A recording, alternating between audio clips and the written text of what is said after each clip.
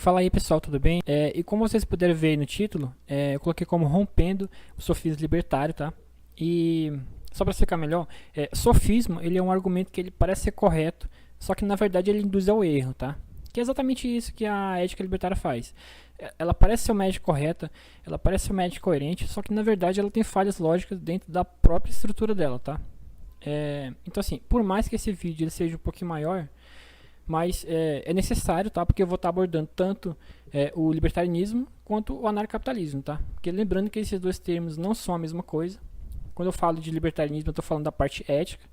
E quando eu falo de anarcapitalismo, quando eu falo de ancapistão, eu estou falando de um modelo de sociedade, tá?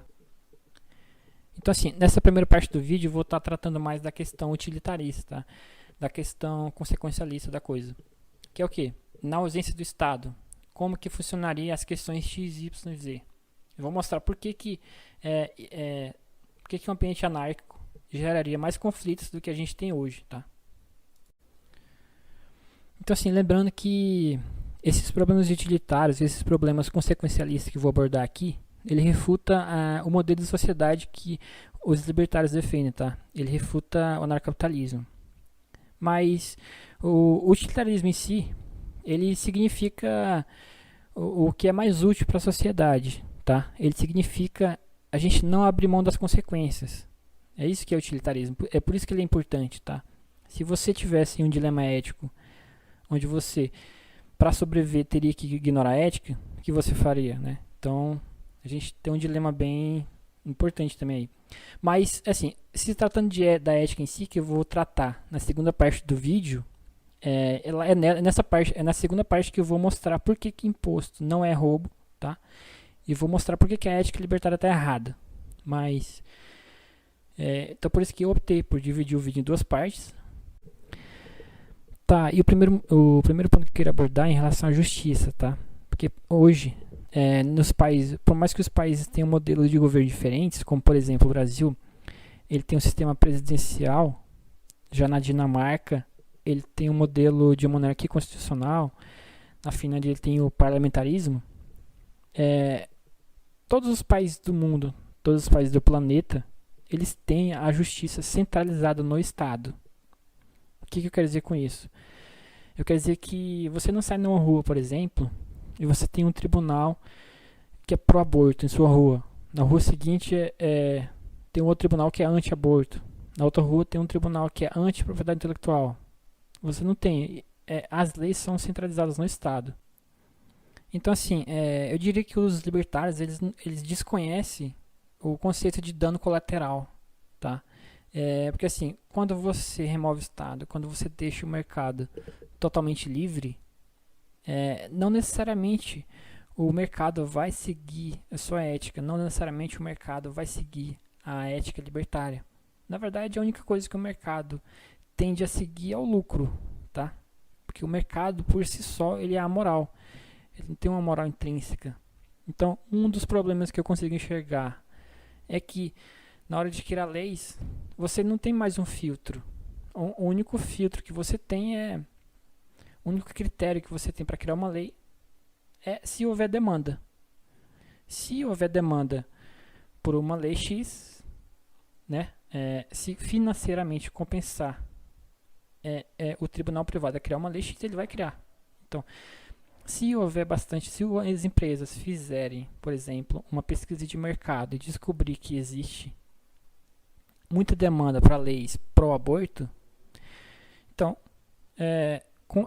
financeiramente vai compensar ela oferecer esse serviço. E a mesma coisa ao contrário, né? Se houver demanda por leis que proíbem o aborto, financeiramente vai começar. E não vai ter nenhum órgão que vai barrar. Opa, você não pode criar essa lei. Não. Porque quando você tira o Estado, você não tem mais um filtro de nada. Então, a demanda é a única coisa que vai ser considerada na hora de você criar uma lei. Então, o que vai acontecer basicamente é que você vai ter múltiplas leis naquela sociedade, tá? E até leis que se contradizem, por exemplo, no caso do aborto, né, que eu falei. E uma demanda judicial, qual é a decisão que vai se sobressair? A do tribunal que diz que é a favor ou do tribunal que diz que é contra. Porque se você falar, mas um terceiro tribunal vai julgar, mas ainda assim a decisão do terceiro vai violar a lei que é do tribunal X ou Y. Então você tem um impasse, né?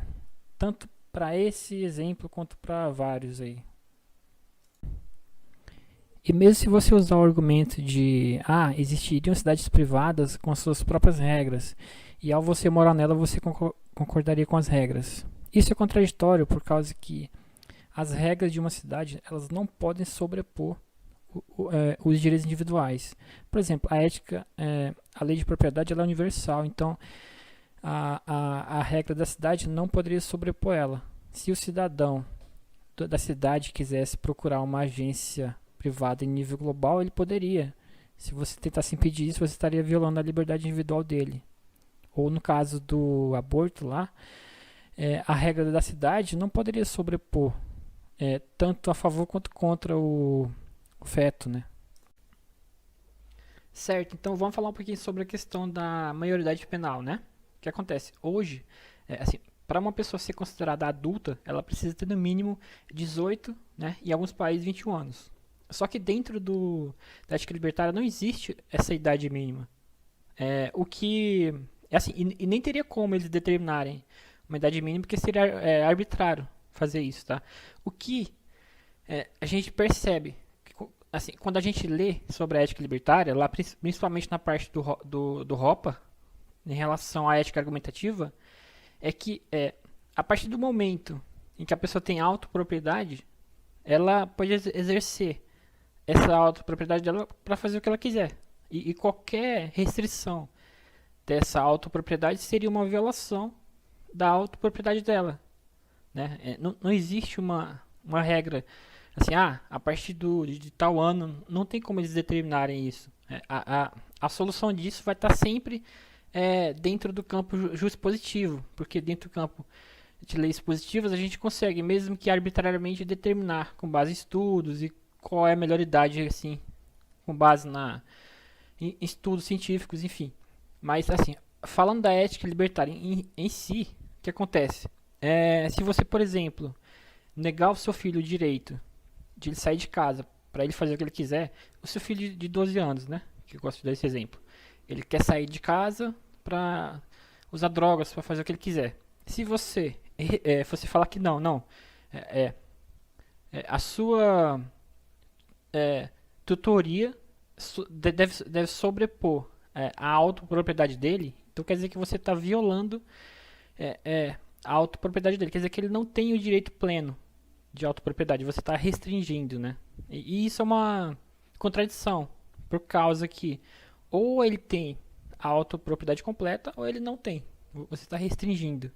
A gente sabe que a pessoa não é capaz de consentir, a pessoa não é capaz de tomar qualquer decisão, mas a ética não tem essa abertura para resolver esse problema. Certo, vamos falar um pouquinho sobre a questão da propriedade intelectual, né? Porque o que acontece? Segundo a ética libertária, você não tem direito à propriedade intelectual por causa que ela não é um recurso escasso, né? Então, assim, não importa se você gastou tempo e dinheiro produzindo um remédio, um produto, segundo eles, você não tem patente sobre esse produto. Não importa o tempo que você levou para produzir tal produto, você não teria patente. Se você é um cantor, um compositor, mesma coisa. Não importa o esforço que você teve para produzir aquela música, segundo eles, você não teria propriedade sobre a música, você não teria patente sobre a música. E isso para qualquer outro produto, seja um produto da Apple, da Google, da Samsung, ou da própria indústria de Hollywood, que produz filmes, séries, conteúdo aí para o mundo inteiro. Segundo eles, todas essas empresas não teriam propriedade sobre os seus produtos, né? Então imagine, você falar para a Apple, para o Google, que ele não tem mais propriedade intelectual sobre os produtos dele. Em relação a preconceitos e intolerância, né, o que acontece? Como a gente sabe, a ética libertária está restrita somente a... assim, ela vê como agressão somente quando a agressão for física, né? Então, assim, Se a pessoa tem uma opinião racista, se a pessoa tem uma opinião homofóbica, uma opinião pedófila, uma opinião nazista, antissemita, misógina, assim por diante, segundo a ética libertária, isso não é, assim, não é considerado crime as pessoas terem essas opiniões, mesmo que a pessoa tenha o objetivo, assim, de incentivar as outras pessoas a cometer de fato esses crimes, né? A ética libertária dá aval para isso, no caso. E assim, eu posso até citar uma questão que não é opinião, mas que assim, não é só opinião, mas que também não é considerado crime dentro da ética libertária. Que é, por exemplo, imagine que você tem uma filha e ela toma banho assim, na piscina de casa. Que ela está tomando banho na piscina do quintal de casa. E o vizinho, no caso, é pedófilo e filma a sua filha lá assim, da casa dele ao lado, né? Isso, assim, na ética libertária não é considerado crime por causa que ele não encostou nela, ele só filmou, né? Mas assim, a gente sabe que no mundo real seria crime, só o fato de ele ter armazenado essas filmagens, né? Então, mais um ponto aí. Um outro argumento para fechar essa questão existem vários argumentos consequencialistas, mas eu vou abordar só mais esse nesse vídeo. É a questão da contradição transcendental, né? Que o que acontece? As propriedades que existem hoje, elas foram apropriadas não seguindo a ética libertária, tá? Não foram. As pessoas que se apropriaram dessas propriedades, elas não utilizaram a lei do primeiro uso, tá? Então não existe um link objetivo do primeiro apropriador com os proprietários de hoje, né? Então é por isso que eu utilizei esse argumento da contradição transcendental no lado consequencialista, no lado utilitário, e não para refutar a ética, por causa que, tipo assim, não tem como você apropriar nada hoje de forma legítima, porque você não tem como rastrear quem foi o primeiro dono e determinar esse link objetivo. Então, assim, por mais que você não tenha culpa, por exemplo, você compra um celular roubado, né? Por exemplo, mas você não sabe. Por mais que você não saiba que o celular foi roubado, ainda assim você não é o dono legítimo daquele celular, porque não existe um link objetivo entre a propriedade e o proprietário. Então, lembrando, isso não é refutando a ética, isso é mostrando que você não tem como se apropriar de nada hoje legítimo, já que você não tem como determinar esse link objetivo entre o primeiro proprietário entre o primeiro apropriador e o proprietário atual.